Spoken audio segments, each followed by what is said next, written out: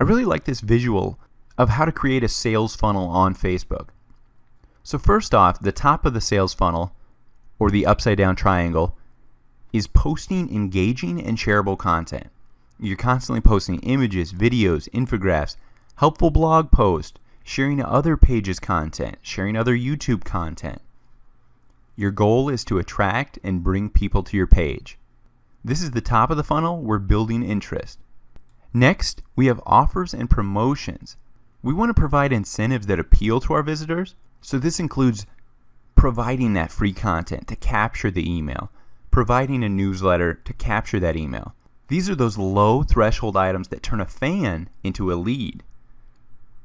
So I'll say lead generation or lead capturing a lot in this course. What I mean is turning that Facebook page like into someone that I can potentially market to via my email marketing campaign. Now finally, we've built the trust. We've helped that customer answer some questions about this service or product. Now we offer the promotion. We send out the deal, the coupon code, whatever it may be, but we turn that lead into a sale. So that's why it's a funnel. It starts just attracting, then it provides value and engaging content to capture that lead, and then we convert that lead into a paying customer.